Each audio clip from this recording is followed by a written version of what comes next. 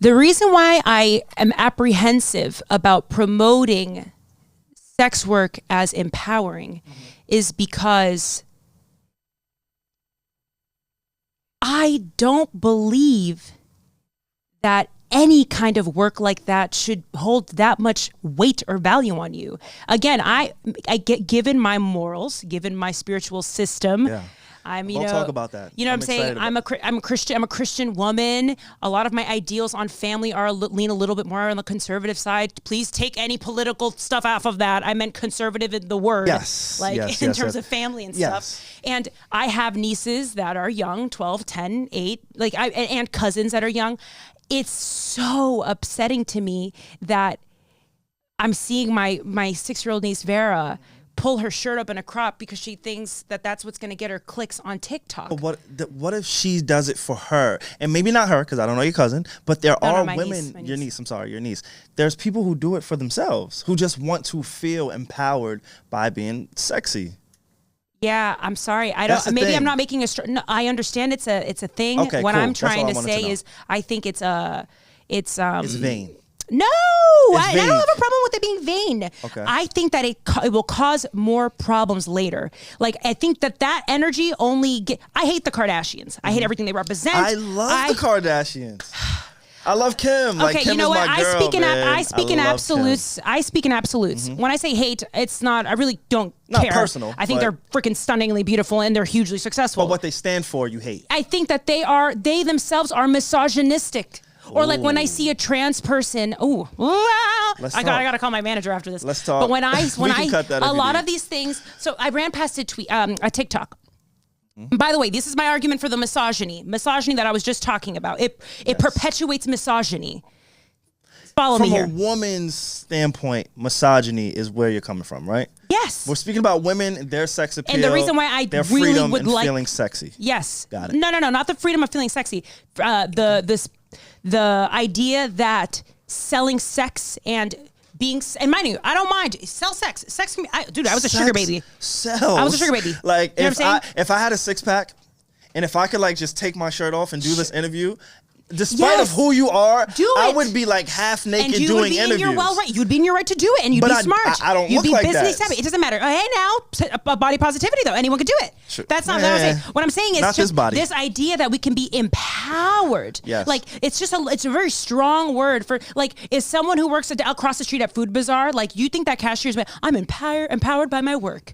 I think it's silly. It's a choice. I'm trying to give you a perspective. Yes, no one's holding a gun to your head. It's a choice. No one's holding. You know what I'm saying? Now let me talk about this misogyny here. This closeted misogyny, which I wish we would talk more about. I recently ran past a TikTok. You're the TikTok queen, by the way. Thank love you for the TikTok. inspiration. I just recently went viral on TikTok because of you. Now. You actually inspired us and my team, Shavina, myself, to get on TikTok. We are currently at over 101,000 views on just one. Just one. That's we just what did I'm it because of you. about. I realized like TikTok is a thing.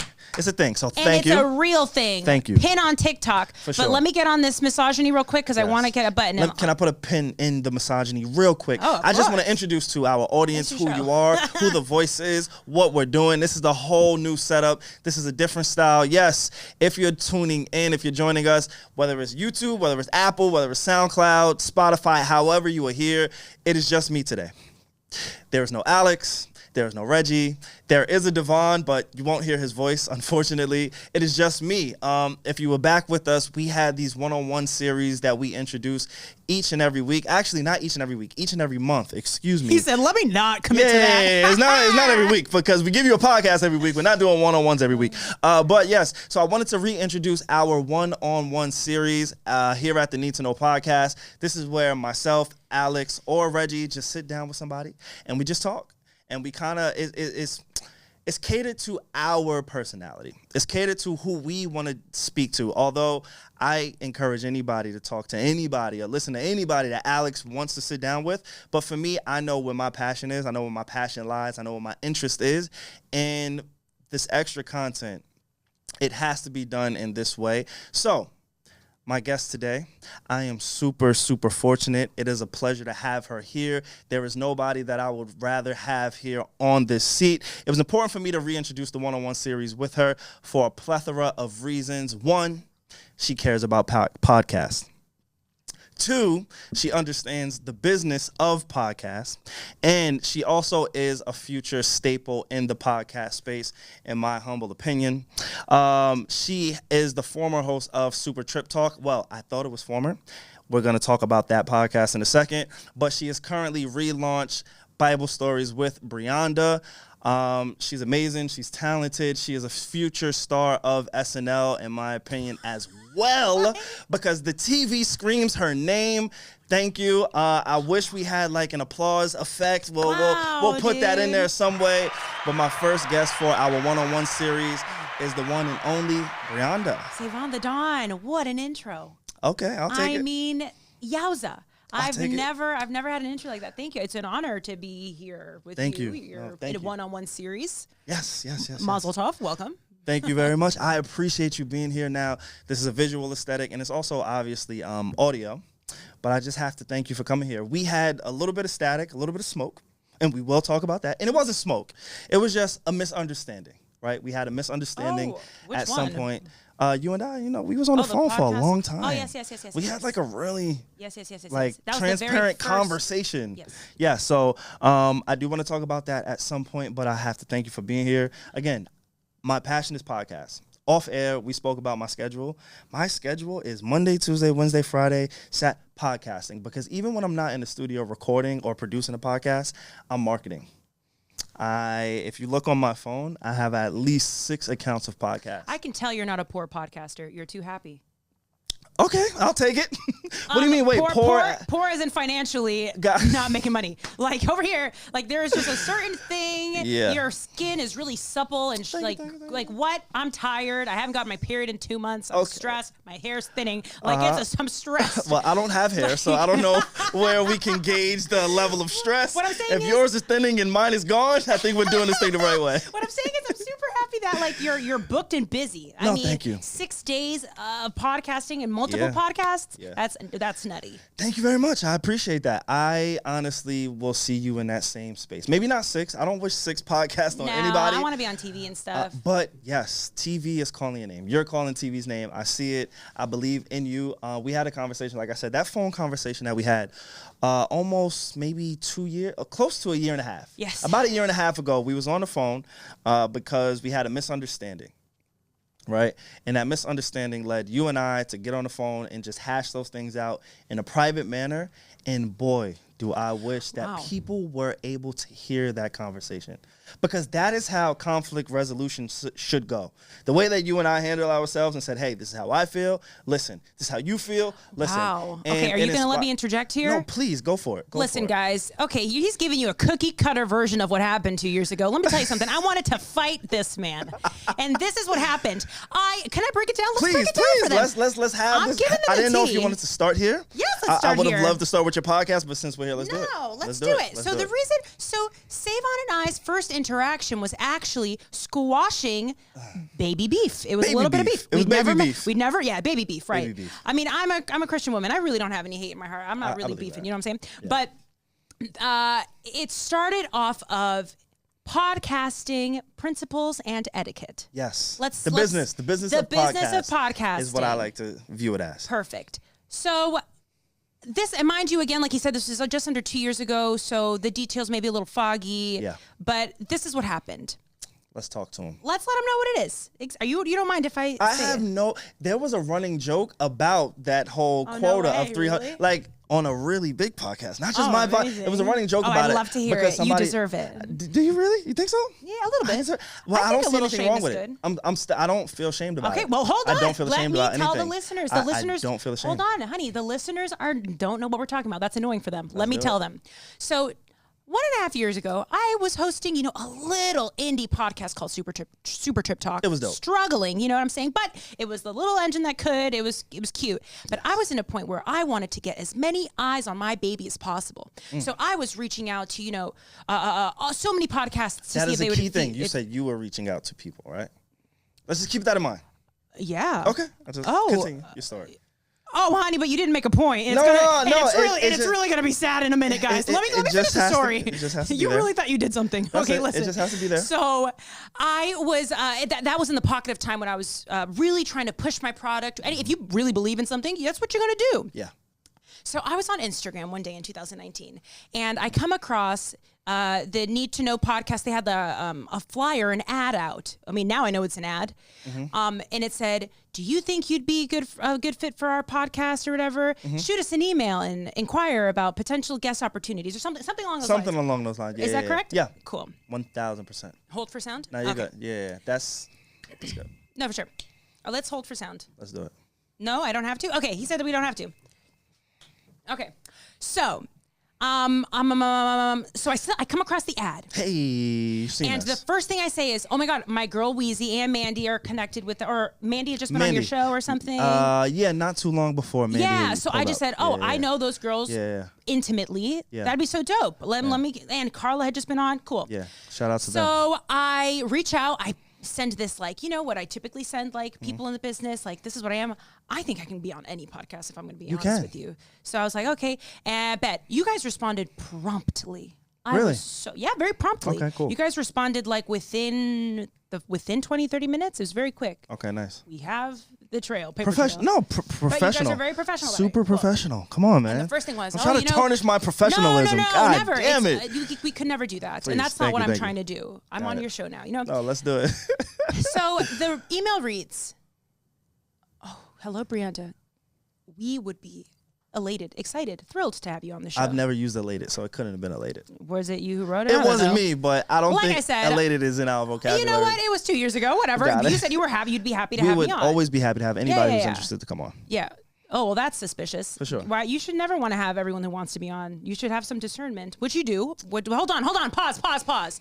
So you guys, they sent an email, and after that first sentence, it was okay. Break. Yeah, because you guys, what's happening is SaVon got some wine, and he needs to go get the wine. And you know what? This is business. This is indie content creator business. It's not going to be perfect. This isn't the Tonight Show. But let me continue the story.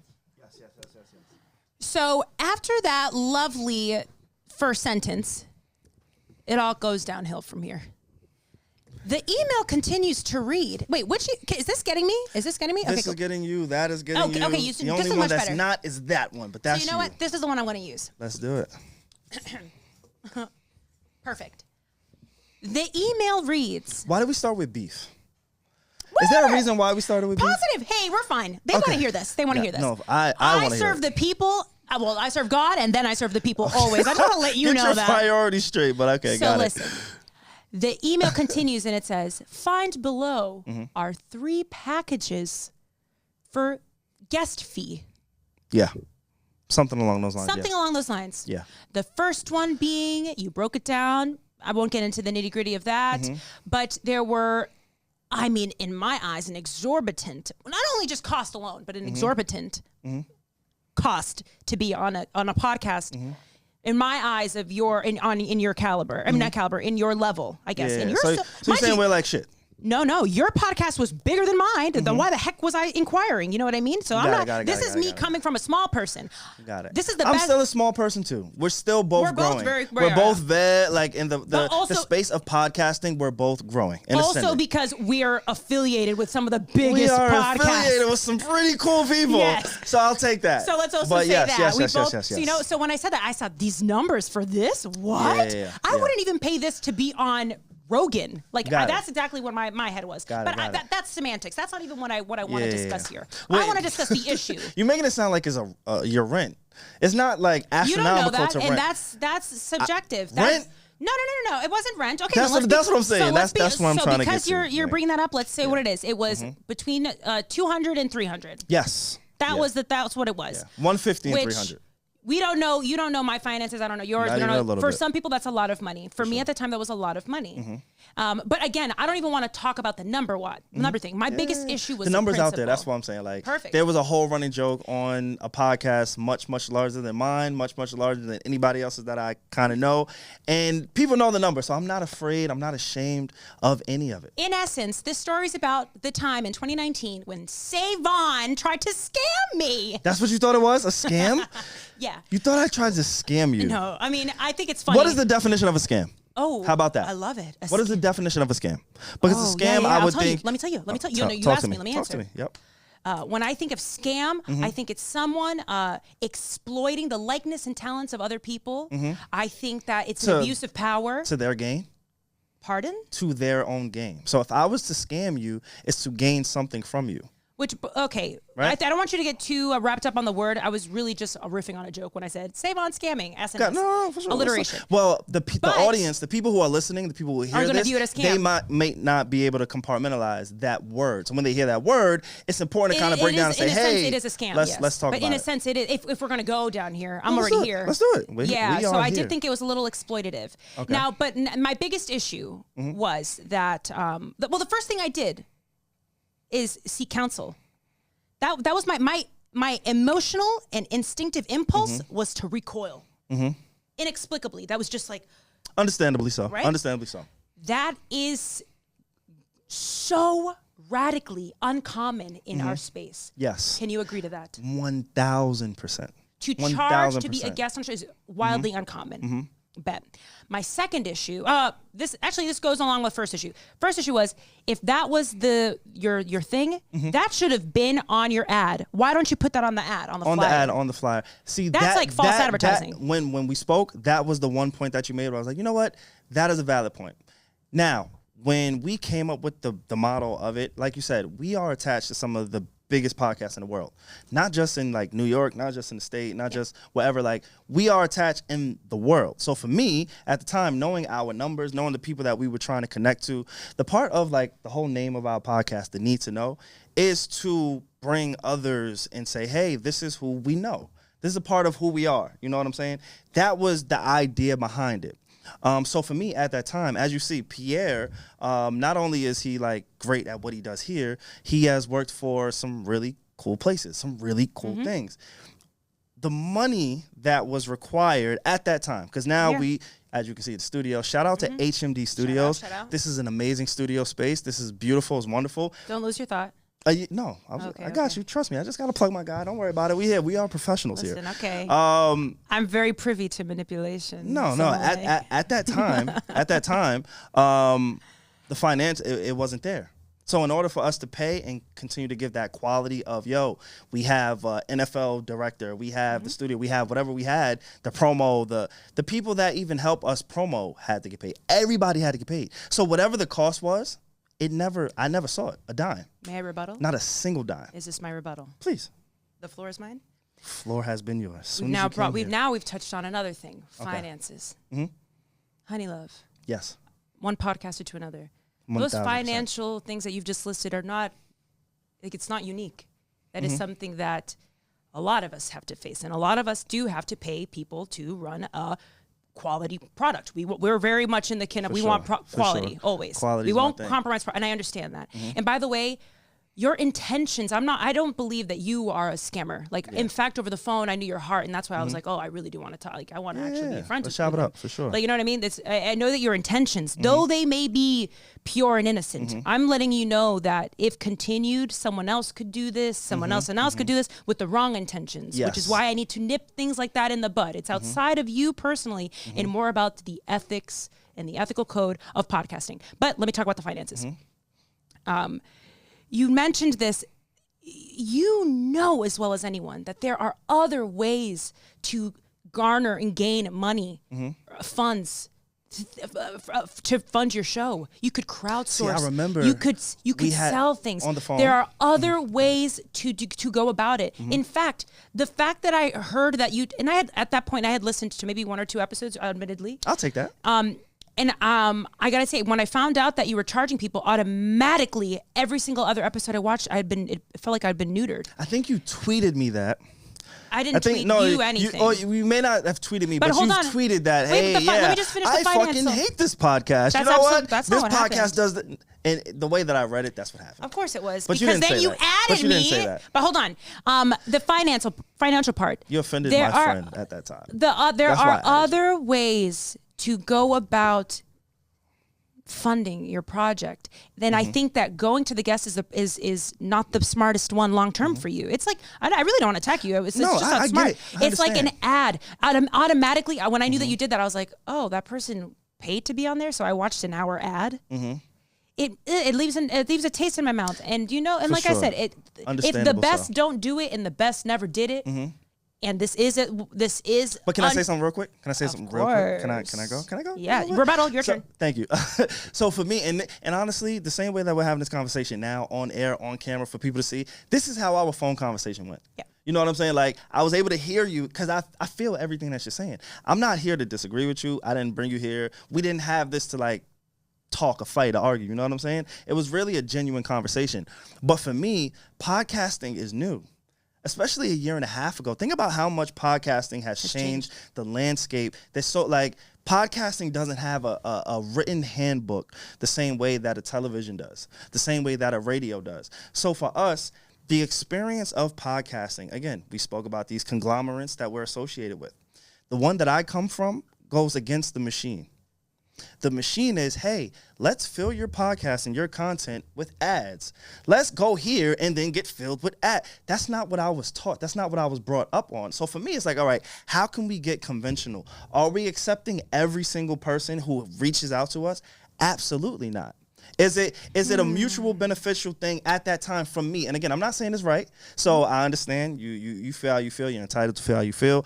Now that we're in a much better situation, as you like, we doing all right over here, right? Yeah. Now that we're in a much better situation, I can see why the small podcast, like we were a year and a half, was like, you know what? This doesn't really sit right with me because traditionally, no, radio, you don't pay for play.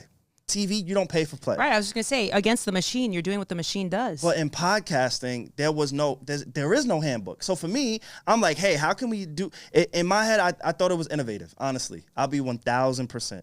Wow. I thought it was innovative to say, you know what? Oh, this person is super cool for us to take whatever money we were taking and put it back into them because it's going to promo, it's going to a 4K camera. Why wouldn't you start a Patreon? And you even on the email you put your numbers, your downloads are great. Why wouldn't you start a Patreon or do something else? Like, you know what I'm saying? It just makes me feel like you. You know why?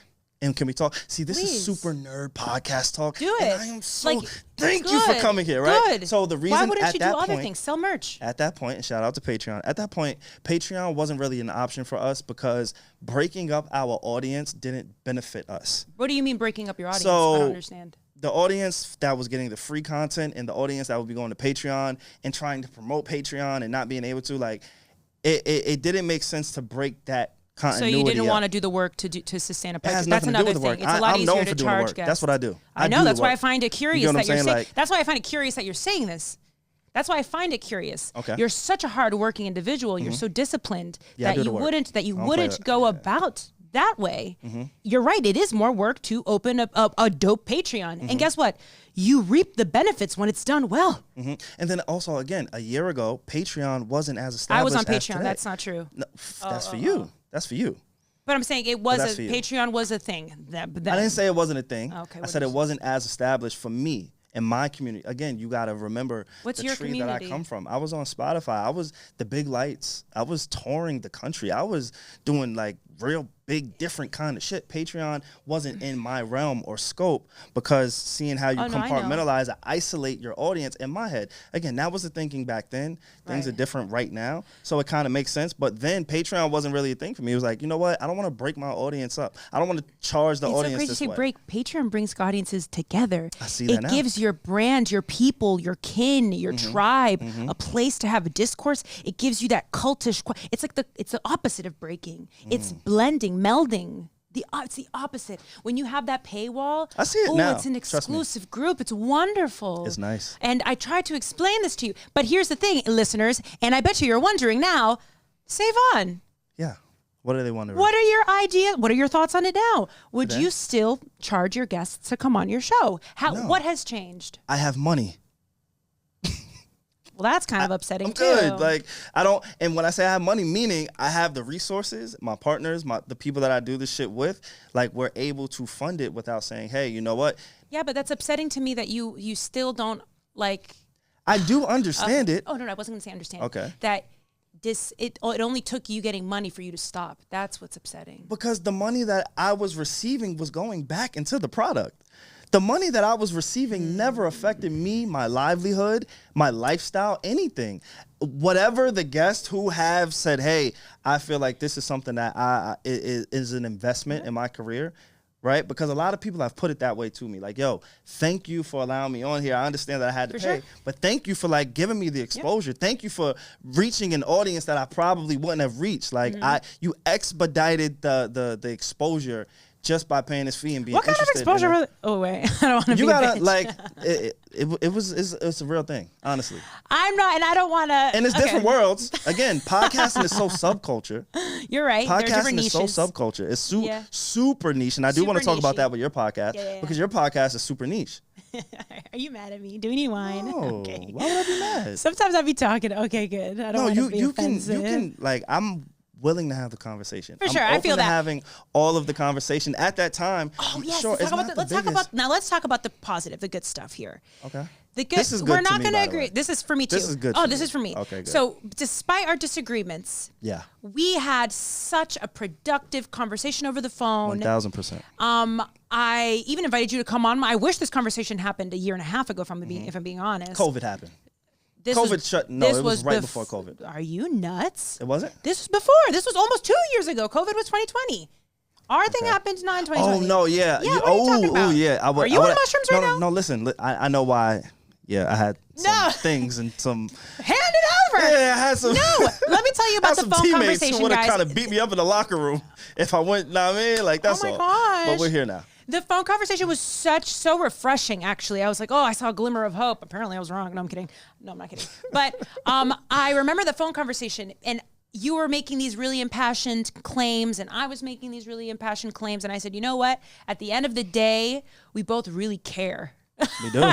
Which is like, how much? We were just talking about this. How many other podcasts start and stop, or like, they should probably stop. Let's be honest, they probably should stop. They just don't get it. You know, but they don't, and you know, I respect the resilience. Yeah. But I remember that day, I was, mind you, I had like maybe $100 in my checking account. Maybe. Okay. I was so poor, broke. I was fucking getting money from the sugar daddy that like wanted to sleep with me. Well, you look really good now. Like, you look like you're good. I watched your podcast. Your podcast, the wardrobe, the makeup. I've elevated. That's what happened. Everything looks really good. Thank goodness. Thank gosh.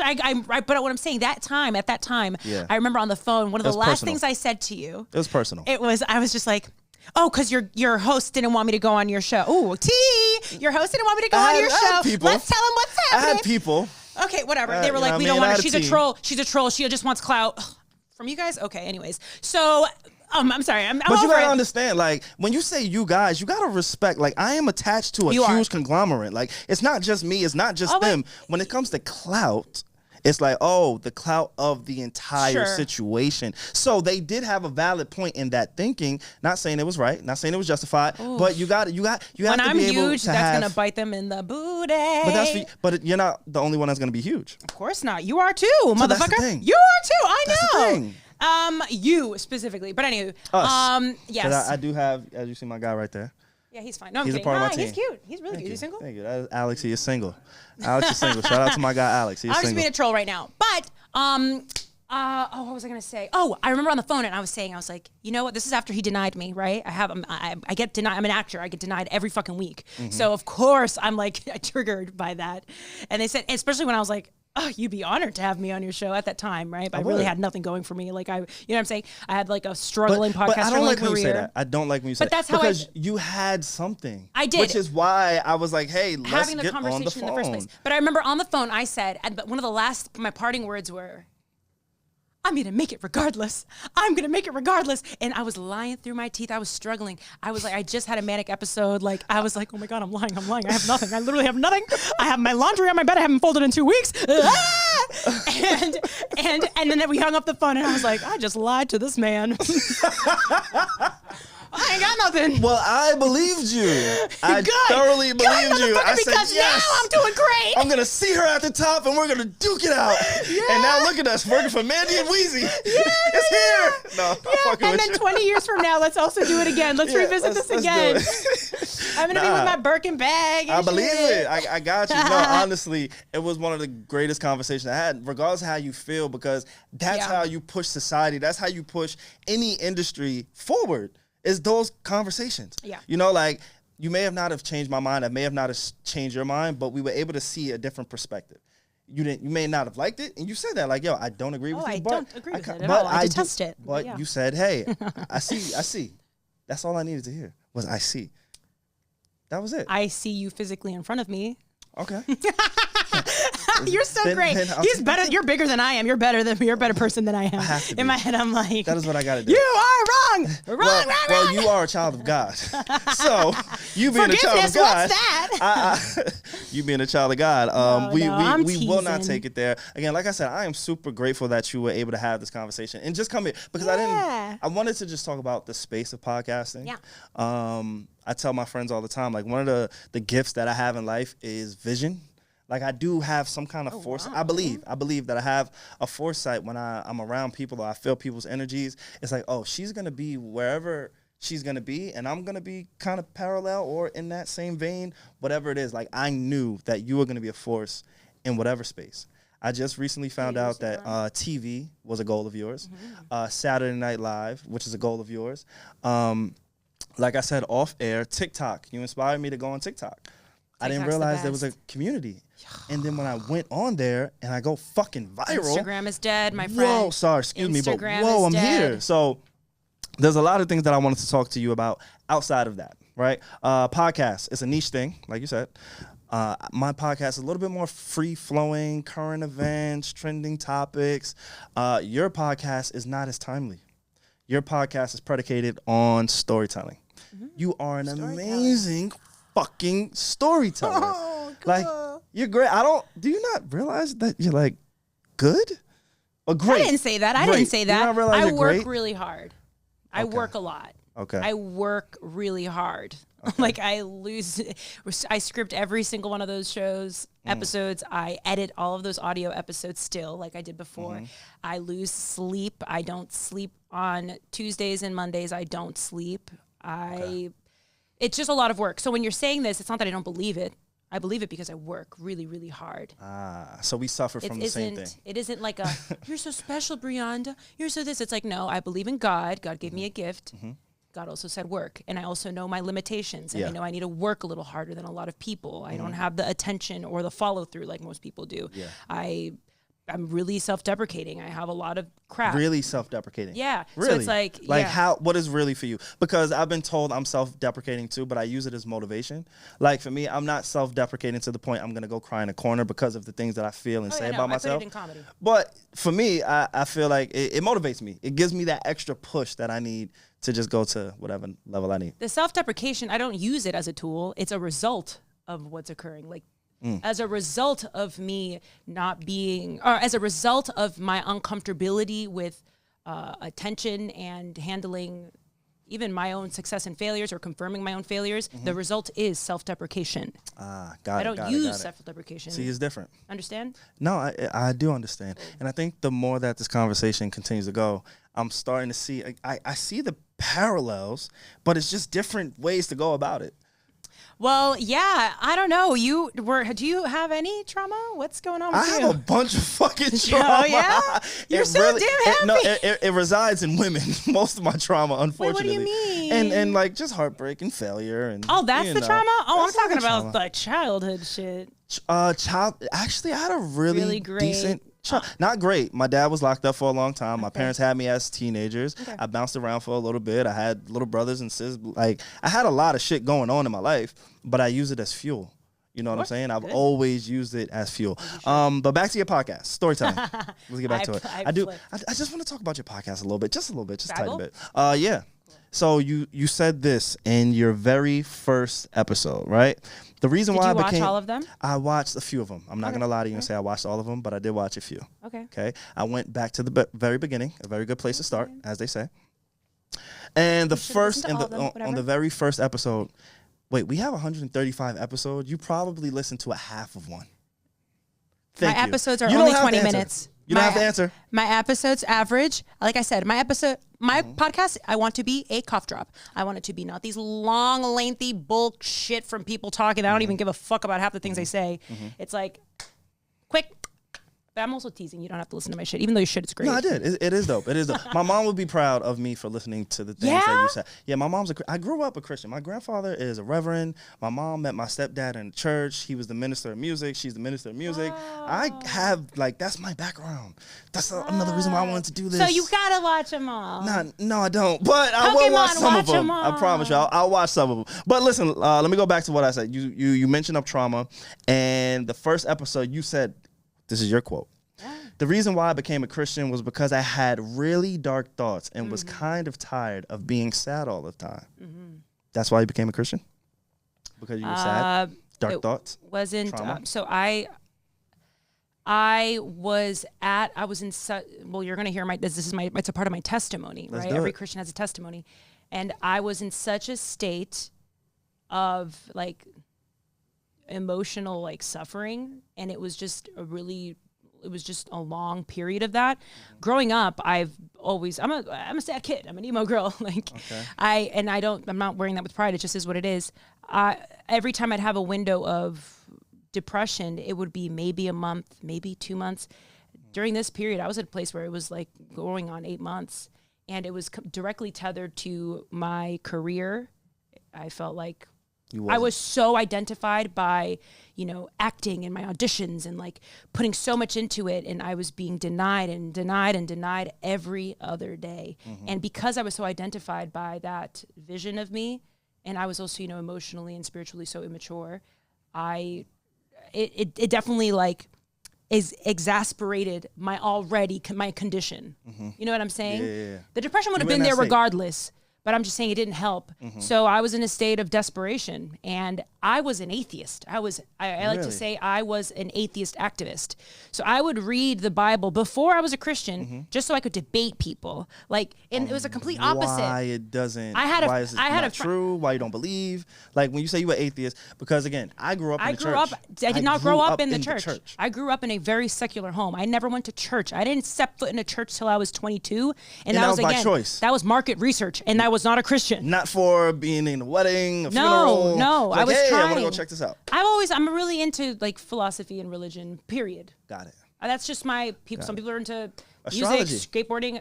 Yeah, that. I'm into astrology a little bit. When it comes to dating, you got to use astrology to see if we're compatible. I don't know. Okay. Maybe we could be compatible. We can talk. That's a conversation for another day. I'm not trying to get everyone to hate me. Your listeners are like, wow, we hate this girl. They're not. But, the listeners that we have are very open-minded like myself. Listen, so that's what you think. I decided to, I'm a YouTube kid. I'm actually I grew up on YouTube. I can't tell you. I listen to YouTube, so much YouTube. I consume it. That is my life, and it's been my life since 2009. And during this space, when I was really depressed, what got me through it was Joe Rogan, his YouTube channel. Not all of his guests, but a lot of his guests. I started developing a really healthy relationship with fitness and food because of him. I started looking at nootropics differently. I learned what a nootropic was. I learned so much. And I Joe stumbled. Rogan raised you. Or he led you to God. No, that's not what I'm saying either. Let me get to the story, you motherfucker. You got it. So he had a guest, Duncan Trussell, and he was talking about the advantages and benefits of alternative medicine, psychedelics. And me being so depressed and in a place of desperation for something. Because if I don't have that something, I'm gonna think about things that you don't want to think about. That I don't want to think about. At this point, I would look at a balcony and I'd be like, it's okay. Yeah. You were feeling things on an intense scale. Yeah, man. My desire to live was the size of a grain of rice. So, and when you're in that state, the first thing you automatically think about is the people that mean the most to you. And you start thinking about what life would be like without you for them. And then you think, oh, wait, hold on. Fuck. Yeah. there's got to be something else. So when I heard this man talk about the same woes that I had, and he mentioned what, psychedelics did for him spiritually, I was like, I'll try it. I was at a state, I'll try anything. Anything. You just want anything. So my girlfriend and I did, my friend, I'm not a lesbian, even though I look like one right now. We did acid, a whole lot of it. And First time. Was this your first time? My very first time doing acid. Yeah. Any type of drugs in general? That was my very first. That was my very first acid. Like, actually, before that, I had only smoked weed. Okay, got it. Weed's not a drug. Me neither. I don't think so either. Okay, and cool. I don't even smoke like that anymore. But tried acid. I did acid and a lot of it, and I read the Book of John. While you were on acid. Correct. How did you have a Bible? How was a Bible in your I brought the Bible. vicinity? Got it. I don't know. I was very atheist, intentional. So but I told you that as an atheist, I still consumed the text. You consumed it, but I don't think you're walking around. As an atheist, I don't think atheists are walking around with Bibles. Well, no, but I was in a state of trying to search, trying to find. So in the room, it was in the room. Got it. There we go. That's all I want to get to. The Bible's in the room, and I was tripping balls, and I've ever since I've been changed. Like and it's exactly like what you hear people talk about. Just like tripping, and then just like the call. Tripping is too, though. The call. But God's call, it really does feel like a call. But when you're on the other side, at least for me, when I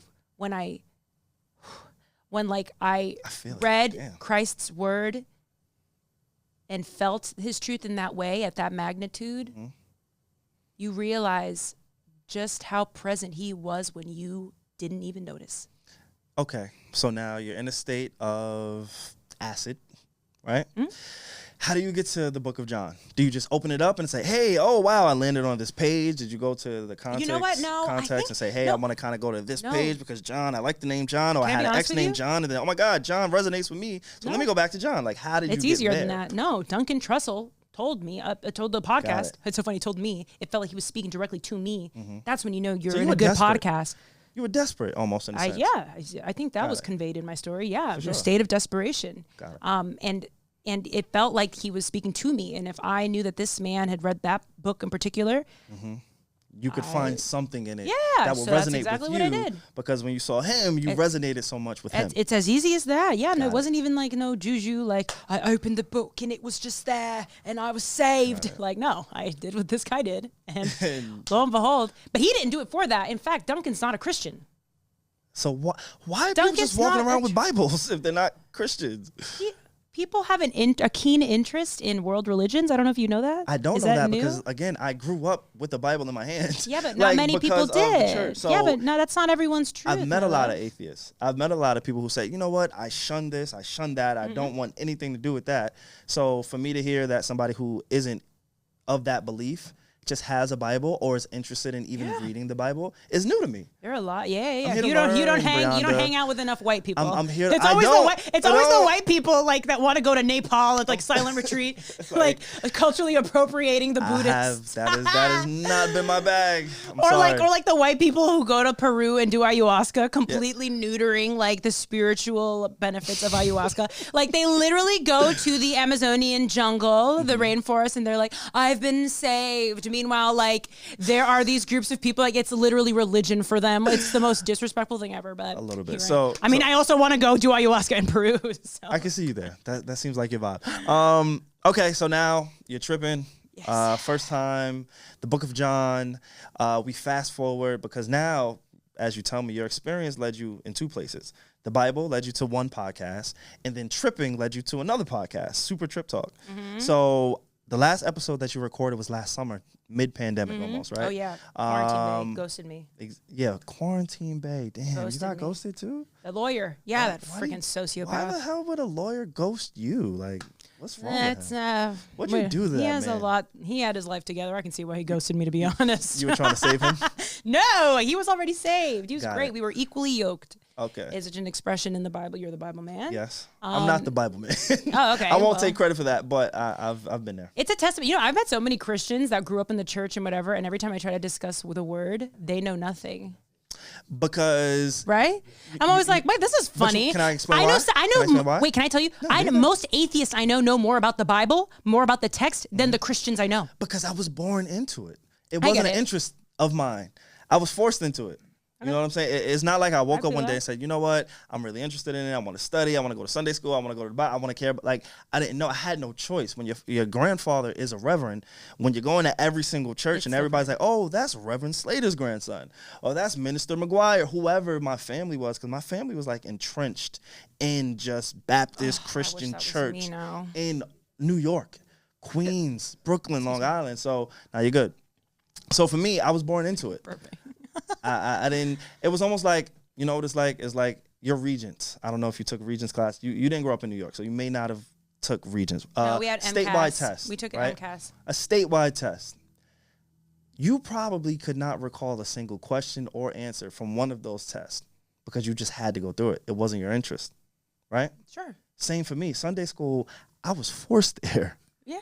I didn't want to be there on a Sunday morning as a child. Those are a lot of people who grew up in the church's story, but my only hope as a Christian, right? Like, is that they revisit their faith in a new way. A lot of people go to church. A lot of people go to church and they don't have a relationship with God, and they acquire it later in life. Which is, everyone's got their own story. God's timing. You know, my job now as a Christian is to be a disciple, to mirror Jesus's work. Well, I could never be Jesus. I'm imperfect. I'm a sinner. All things considered. But so long as I'm doing that, man, I'm chilling. I'm like lukewarm as hell. I'm trying not to be. Like, it's not a. For those who don't know what a lukewarm Christian is, it's someone who like doesn't abide by the divine laws and codes of being a Christian. Like, I swear. Yeah. I'm not the most refined in my Christian ways, and that's gonna come with. I'm still a babe in the faith. I'm you're still figuring it out. You're still.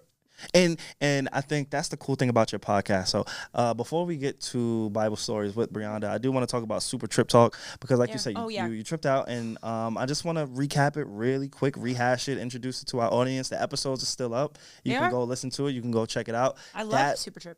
So yeah, with that podcast, you tripped and you found the Bible. From that night, whether you realize it or not, 2 podcasts kind of spawned, in my opinion, right? In my story. Sure. Let me remix this a little bit. So Super Trip Talk, what was that about? Why isn't it a thing right now? Yeah. Are you going to continue it at some point? Let's talk to it. So Super Trip was a podcast I started right after that acid trip. That's actually, during that first trip is when I came up with the name. And I immediately LLC'd it, or trademarked it is what I did after. And the show was about, God, it's been so long since I've had to talk about it because it turned into so many different things. But it was just exploring our psychological, the psychology of being a human. And I'm not a psychologist. I am not I'm not esteemed. I don't have any degrees in this, whatever. But I think that's what made Super Trip so cool. Much like my Bible show. I'm not a biblical scholar. I'm not a theologian, but people like it. I think that people listening to someone figure it out. And actually, when I listened back to some episodes, I was just starting my Christian faith back then, so I was even less refined as I am now. Yeah, it's like a journal. Yeah. It was like a journal of thing. Isn't that the beauty of podcasting, though? Yes. It's a journal. I think I journal. may have just said that on my last podcast. Yeah. It's a journey. You kind of get to see the stages that you were in, your friends are in, your mental space, how you've grown. Again, you're a testament to just growth in my eyes. For when sure. I see you, when I see how your podcast is moving, when I see what you're doing, when I see what I'm doing, it's almost like it's a mirror for me because I remember that small interaction in that time, but it impacted me so much because it's like, yo, she's going to figure it out. I'm going to figure it out. How we're going to figure it out, I don't have those answers, but we're going to figure it out. And I was thankful to kind of cross paths with you in that moment. Yeah. Well, I met to transition from Super Trip. Well, actually, no, I ended Super Trip because after that ghosting, that whatever, I was like, oh my God, I was so upset. Damn, you let him take your podcast away from you? No. He wasn't the reason. That wasn't the reason why. Oh, okay. I actually, because of COVID, I ended it during COVID. I had no other desire to do it. If it's one thing I'm going to do, it's leave something irresponsibly and abruptly. You sound like my boss. Do I? I don't know if you're familiar with him, but yeah, that's just you're on par. Yeah, that's just what I do. But you want to know what? It's a blessing and a curse. I'm not good at doing things when I'm not happy doing them. It's why I've never had a real job before. It's why I'm an actor. I can't do things if I'm unhappy. I can't fake it. Okay. I've never had a 9 to 5. I'm not kidding Never. you. No. Never. I have for like a week and I had to leave. Like I could not do it. Like I'm just not built for it. I am a degenerate. I like living on the edge. It's just my life. Got it. But it's ironic because it's like my type is that. My type is someone who's super like clean just cut. Go. No, clean cut, has a real job, like doesn't want to be in the spot. Like that's my type. Opposites attract. Yeah. I don't know if you know. And that's what that really guy. Yeah. And that guy was that. He was like this like really like cold, rigid lawyer. He was like I was like thinking of a future. Like I was literally, oh my God, I could go on for hours with this guy. Please do. But he like really did one on me. Normally I break up with guys and he broke up with me. Actually not even, he ghosted me. He left you. Yeah. Oh yeah, he ghosted you. So yeah. You got the short end of that stick. And I said, you know what? I'm so freaking unhappy right now. But you know what I really do regret? I left in the worst of terms. I had no respect for my listeners. I didn't even give them a send-off episode. Yeah, it was messed up because you don't even mention it in your new podcast. Yeah. Like, there's nothing. Oh. So for anybody who was like invested in you, you kind of just said, "Hey, I'm back." No. I know because I did reference it in one of the episodes. Okay. But my page. So okay. Hi, Tangi. 2 things. Okay. I never acknowledged or even did a proper send-off. That is understood and is the worst thing you can do as a content creator. Like, you have people that literally fuck with you like their family, like their friends, and you basically ghosted them. It's fucked up. You know what? It's horrible. I hold that. I'm accountable for that. That's nasty behavior. It's literally terrible. And also, want to know something else? My people are so kind and so generous that they're even showing my other podcast love because I understand. If anything, I was like, I'd understand if you just like never support me ever or like start like hate pages. But like I get it. No, people love you. People love content creators. They really do. For sure. But anywho, there's actually nothing else to say about that. It was like it's like a really shitty thing. I'm a really shitty person. I was a shitty person. I'm not now. I've done a lot of shitty things have happened to me, and I in turn project. No, I'm just saying a lot of shitty things have happened to me, and a lot of hurt people. Ah, so you hurt the audience that you had built because you didn't give a proper send-off. You ghosted them after you got ghosted. Yeah, for sure. It was terrible. It's learned behavior. Yeah, and it sucks, you know what I'm saying? And I'll never, the one thing about that is like, I will never do it. And it takes nothing to just, like, you can record a voice note. Literally, anything. And upload it to your feed and say, hey guys, I'm never coming back. Sorry, going through some shit. Don't even get me started. Let me get up out of here. Thank you. It's been a pleasure. I had a Q&A on my thing, and literally, I wanted to cry. The Q&A was right before we launched Bible. Like, of the 80 questions I got in, like, an hour, 45 of them were, where's Super Trip? Why did Super Trip? Why did Super Trip end? I was just like, fuck. And then I was just like messaging all of them individually, like, oh my God, they don't forget. So now Super Trip Talk ends. Yeah, Super Trip ended. I may bring it back.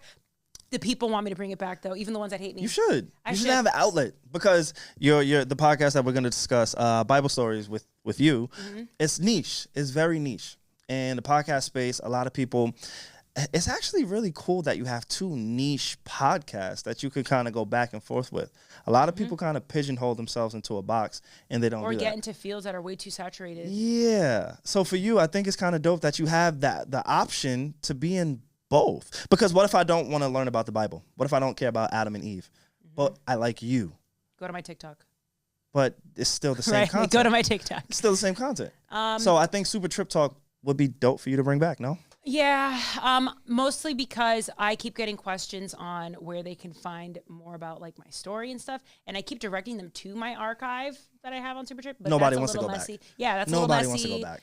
For a number of reasons, like I wouldn't even go back on someone's thing. You're not even the same person. No. Unless someone gave me, I still give some episodes. So, like, unless someone gave me the specific episode, I'd go find it if I really, if I liked them enough. Yeah. But very rarely does that happen. Yeah. So to bring the listeners up to speed, I was Weezy. I met Weezy at a seminar, and it was like 200 people there, and she was taken by me. She remembers my question, and I invited her on my show, and she came on my show, Super Trip. And then from there, I told you she took me to like a sex club or whatever. It was the most, oh my gosh. How was that? I've never been. Oh my gosh. I don't like it. I don't want it. I don't like it. I don't want it around me. I don't like it. I don't Really? like it. There were witches. There were witches on broomsticks, and there was blood play. There were knives. What kind of sticks were they on?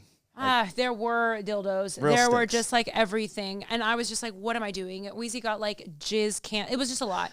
It's not for me. It's not for me. It doesn't have to be for you. I've never been, so I don't know if it's for me either. But she was just great. The good thing about networking with people in the industry, like if you develop real, genuine connections with people, it can change your life. It's changed mine. Well, look at us. This is how that happened. Look at my show. Yeah, I would not have been able to do that. Yeah, I know that I can show up. I always said, even with acting, like anything, like if you give me the resources until I can get my own resources and do it myself, if I just had the resources, I come with it. Yeah. I am so hardworking and I'm talented. Ethic.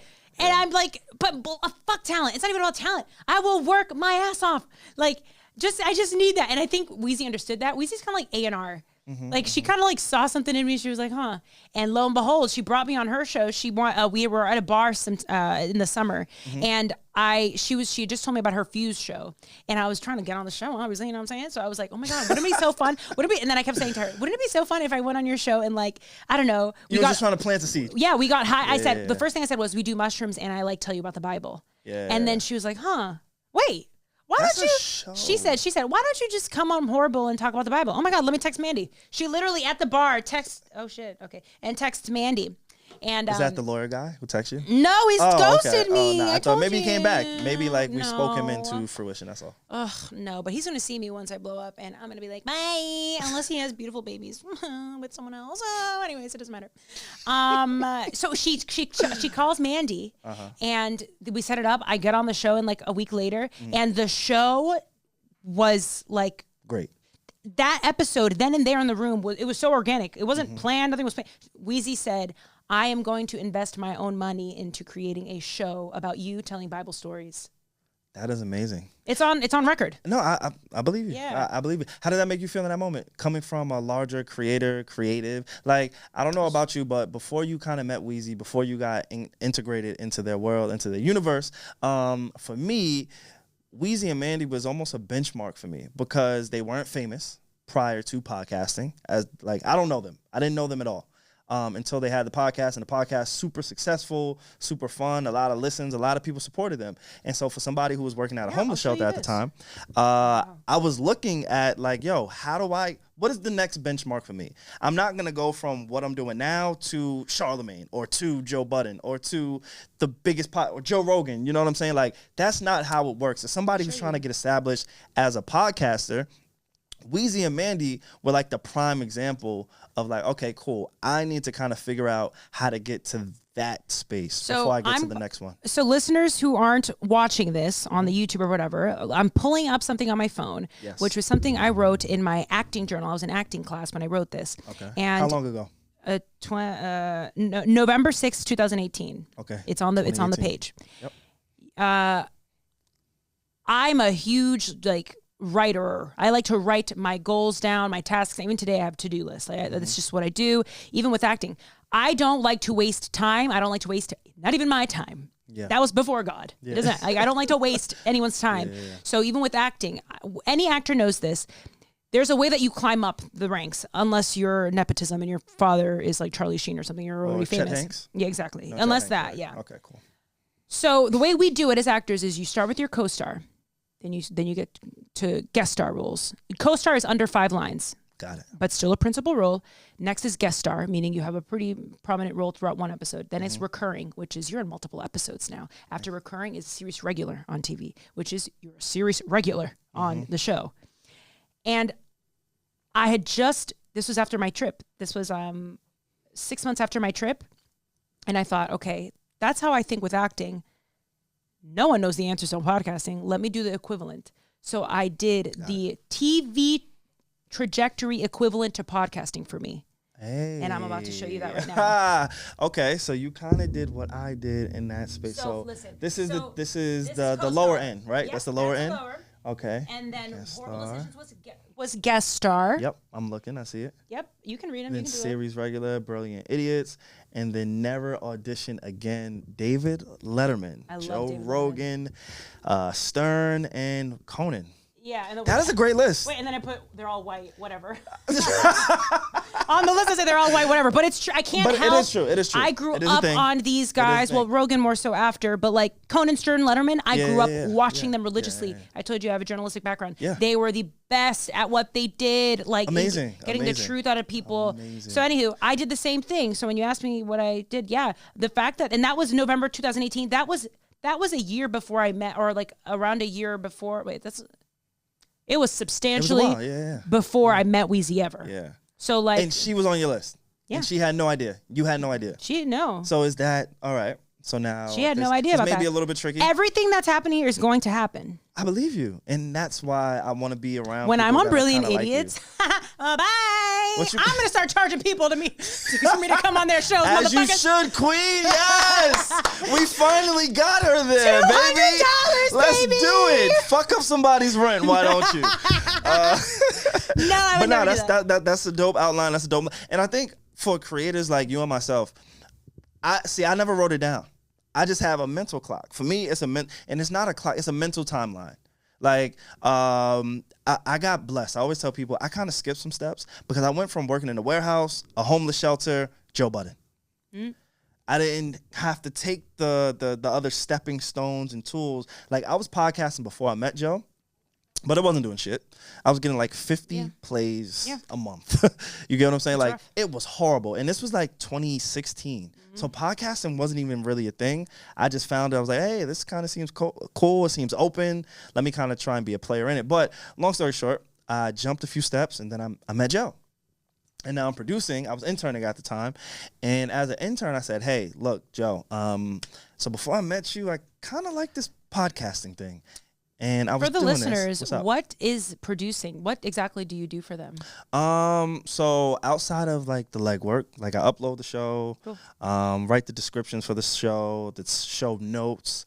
If they have anything, like you see the screen, we have like a real live screen for them that myself and Alex, we conduct for them on topics. If Joe, anything, Alex is also producing. He's also a part of the network, and he works with Joe too. So, for me, I had no idea. I just asked him, yo, can I write your description? Like, there's 3 hours of podcasting. As somebody who listens, I don't know what the fuck you're talking about. You're so long. Let me just write a description. That's all I wanted to do was write a description. If I could get a fan of mine, I hate saying that. I'm not. But you know what it's I mean? Weird as a podcaster to say fans. It's not listeners. But we do have fans. But you got to get used to it. If I had listeners listen to me for 3 hours, I'd be like, "Are you okay? Is everything okay with you? Like, what's going on?" It's not though. 3 hours. You're out. Think about it. What? 3 podcasts for you is equivalent to like 2-3 hours. I've listened to 5 hours of Rogan and Duncan Trussell. Are you? But honestly, they really tickle your fancy. Yeah, I'll only do it for the greats. For the greats. But Joe is the greats, but he's one of the greats for someone. They're both up there. Yeah, for sure. In their respective fields and their respective spaces. All right, so I mean, Joe Budden is nowhere near Joe Rogan, but yes. You don't think so? That's an opinion. I like to ruffle feathers. That's if your you opinion. haven't noticed. She is entitled to her opinion. No, of course I am. She thinks it's ruffling feathers. Of course I am. I don't think you're familiar with that. Of course I am. I'm just trying to ruffle some feathers. No, you're trying to get me fired. Is what you're trying to do. But it's okay. Why would I get you fired? I said you're trying. No, you can't. I'm pretty valuable. Yeah, exactly. You're all those things that you do, they're not firing you. They need you. Pretty good at what I do. And the fans love you, so it's like depending on the day. Oh yeah, do they shift? Are they shifty? Yeah, they're fair weather for sure. Oh, that's why I do my own thing because I don't want those fans. I want my own kind of people, supporters. I want my own supporters. Hey now, and people that love me. That's what I tell people with Bible. They keep saying stuff like I keep hearing stuff like use the cuss words, keep the cuss words in, Bree, and then sort of like we need them longer, we need them to do that. And I'm like, this is it, Whoreible Decisions. This is Bible stories with me. Yeah, so it's an uphill battle for you because you have Weezy. So if people are there and they hear Weezy, they're familiar with Weezy, they probably think that it comes with some kind of sex. No, Weezy's not on the couch. No, that girl is pressing play and switching the boards. She's not just doing that. You hear her voice. Of course. She's a player in your podcast. She is an active producer of my show. She's a B mic. She's a vocal. Yeah, she's vocal. And that's intentional. That wasn't an accident. That's intentional. But even then, So when this is not Jesus a sex show, sex collide, that makes your show or no? Pardon? Sex and Jesus doesn't collide. She's sex, you're Jesus. You're not Jesus, but I don't even the think audience I'm is Bible, not.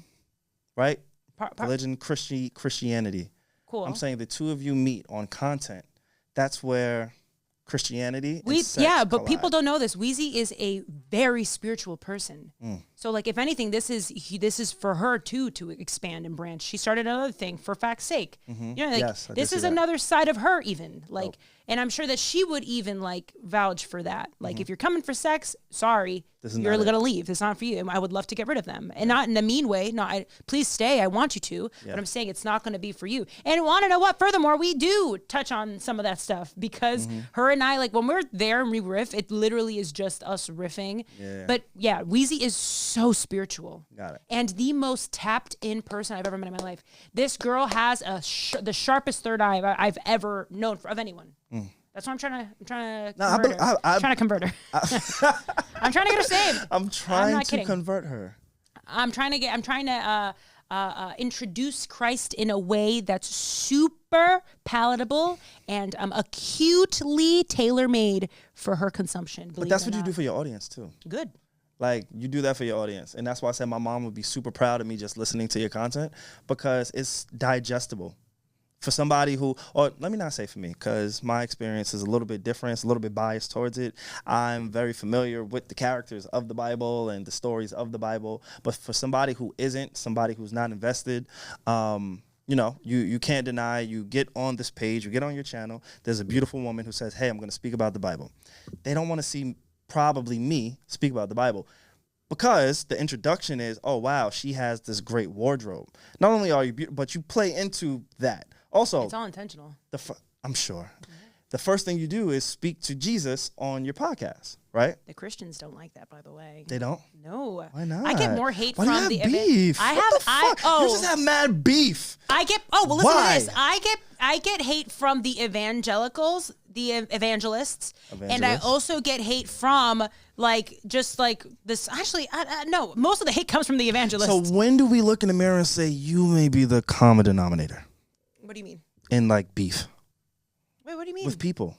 No, that's not my responsibility. How people take me is not my responsibility. That is true. Absolutely not. I'm just being myself. But it could be a thing. No, I don't believe so because, and maybe it will be one day. I troll sometimes. I'm on the internet.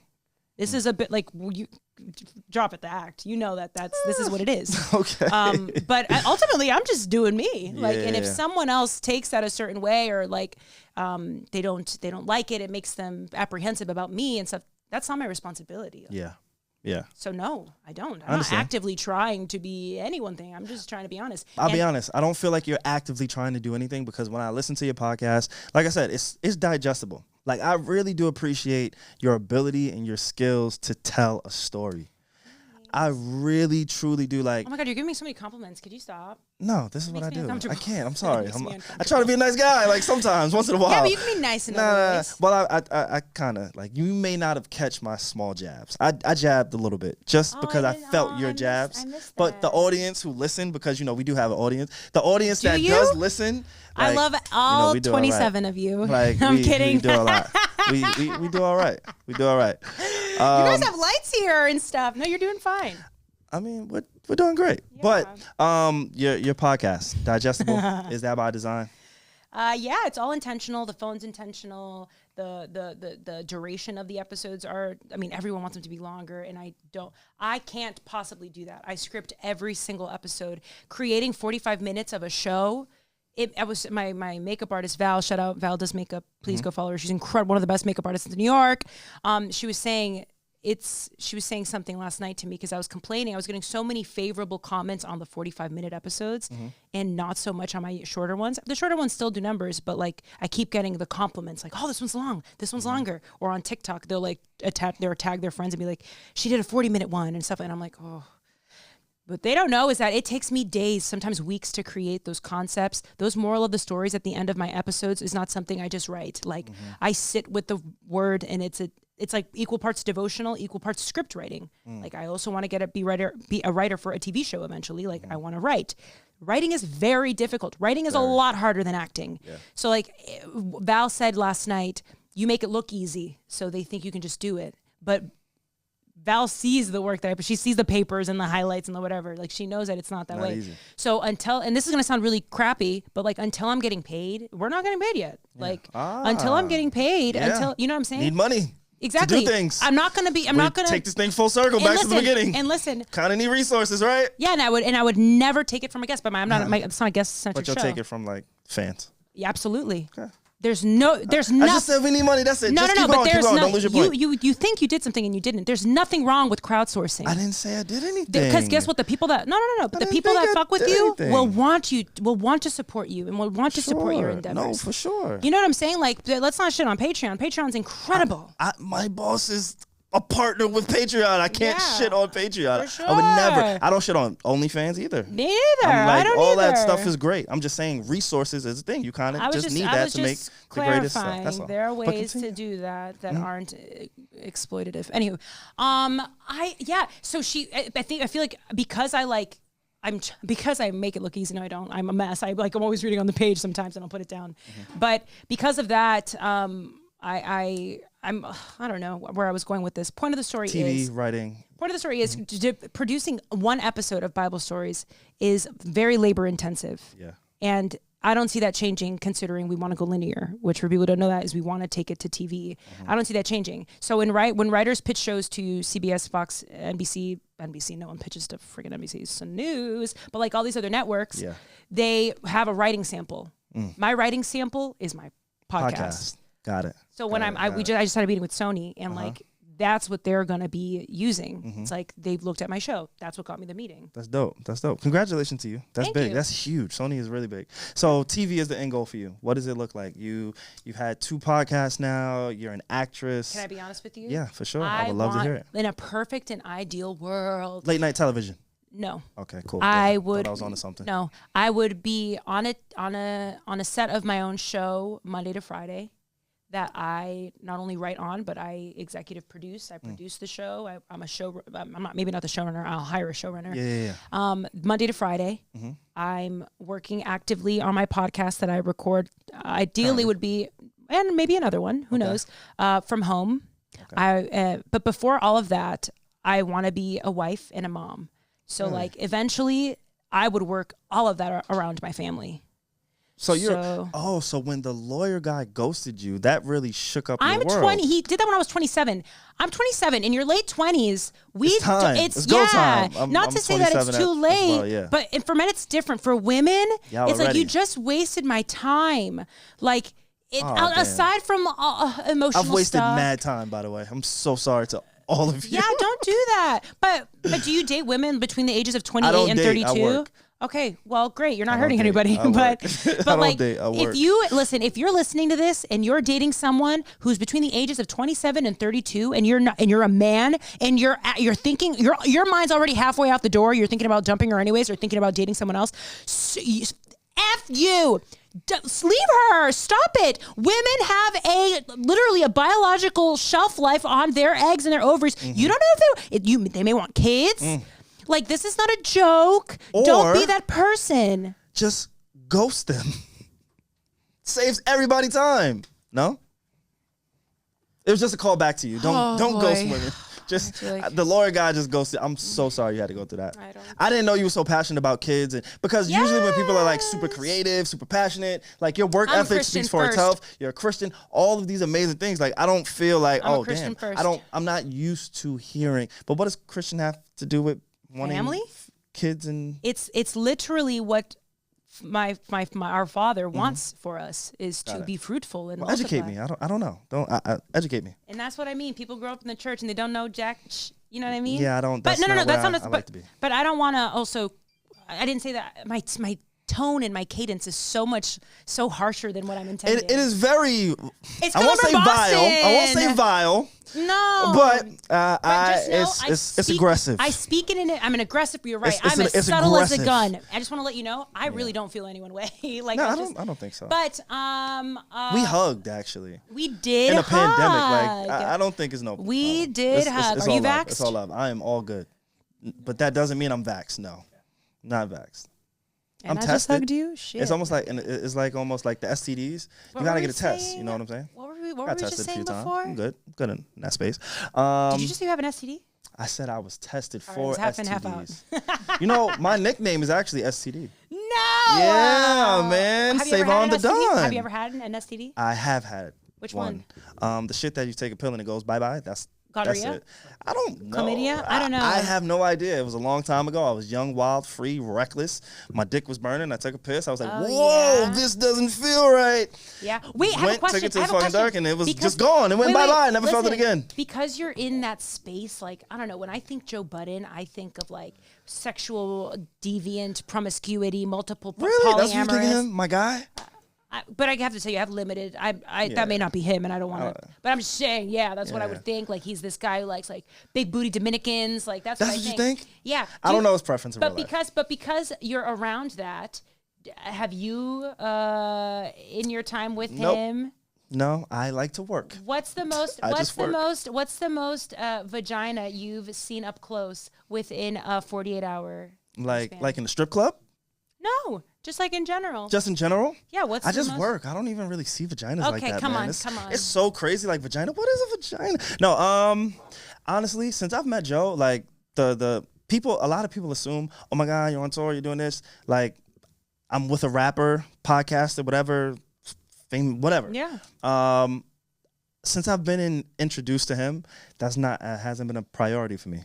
So I haven't really put any focus there. Like, I have real intimate kind of one-on-one situations. I kind of want to get to know people more than just going out to search for all this vagina. Like, I did that before I got into this. I didn't get into this for vagina. Vagina was fun then. Like in college? College, yeah. College, I had a really good time. High school, had a really good time. So for me, now it's time to work. Like you said, I'm workaholic. My work ethic. Me too. I'm a workaholic. That's what it is. So it's a problem. Vagina for me is like a luxury now. It's not a necessity. I'm not chasing it. I don't give a fuck about it. So I can't answer that question. Can I be? I'm gonna be honest with you. Be honest. I feel like I'm in therapy right now. I feel like the reason why I say like I want to be a mom. I want to be a mom. I so often. I just keep on dropping it now. It's like more for me than for you guys. It's because I know how invested and devoted I am to my work and how much joy I get from my work. Mm-hmm. I just got to remind myself, Bree, wait, hold on. There's something else that's more important. Remind yourself.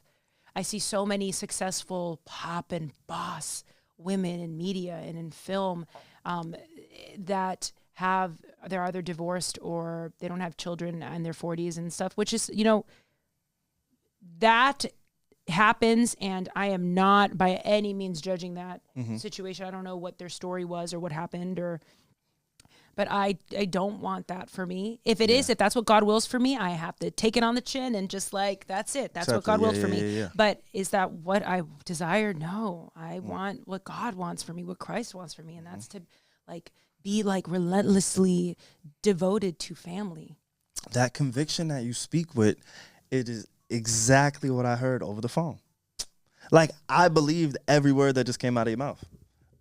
Do you think I'm lying? No, I don't. Okay. I truly don't. I wish I could say, nah, I don't really believe her. She wants the fame. She wants the glitz. She wants the glamour. She wants SNL. She wants all of these things. But when I heard you speak about it, I believe you really want a family. Yeah. You really want children.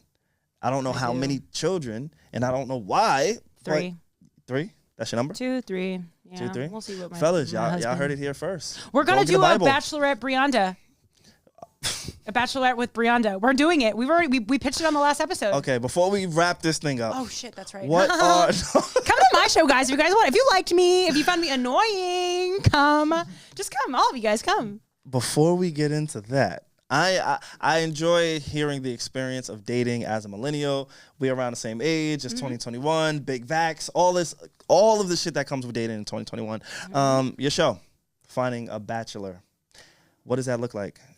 We literally just thought of it on that last episode, but we've been talking about it. So there's an internet personality that I'm a huge fan of, Trisha Paytas. She currently hosts one of the most successful podcasts on YouTube called Frenemies with Ethan Klein. Again, I'm a huge fan of the both of them. She was on Ethan's show 2 years ago called the H3H3 podcast, and they had a segment called The Bachelor or The Bachelorette. They decided to do a Bachelorette on Trisha, which was, as a viewer, the most entertaining 3 weeks of my life. Really? Because they divided it up into 3 weeks, and they took like video auditions and like calls and stuff. And they got to like they were terrible. They vetted it on. You want to know what's so funny? Trisha thought they were all ugly and like not like suitable for her, whatever. But guess what? She ended up, now she's engaged to the host's wife's brother. Because of that, like, she still ended up finding love, and like, if you see their love story is like so beautiful. You are fucking interesting, yo. So like, we're gonna do I don't know where you're gonna take this shit. I don't know where it comes from, but you're dope. We're gonna do that. You're dope. Stay tuned. How do they apply? How do we don't know yet. The people apply to like be. We haven't even started yet, dude. Are you gonna put out a flyer and charge them a certain amount? We don't know. No, like, no. What are you doing here? You know. We don't know what we're gonna do. We're also like thinking about like Patreon. We have actually Alex and Weezy and I have a meeting on Saturday. Shout out to them. Shout out to your team. Shout out to everything that's going on. They're the best. Shout out to everybody and everything that you guys are doing. They are the best. Alex and Weezy, thank you for changing my life. I love you. I say this every time I'm with you guys. You guys mean everything to me. Thank you for believing in me. Thank you for working with me, and thank you for pushing me and encouraging me. Oh, I could cry. I love you guys. I know you're a crier. Don't cry on the show. I am a crier. I heard La you. Llorona. I heard you say that. Don't cry on the show. Shout out to them though. It's dope. No, you should. I think you got the chops. I can't wait to see what your career looks like. Honestly, I really cannot wait to see it. Continue to walk around with that energy, that conviction. We're friends. We are friends. Look at us. This is what we do.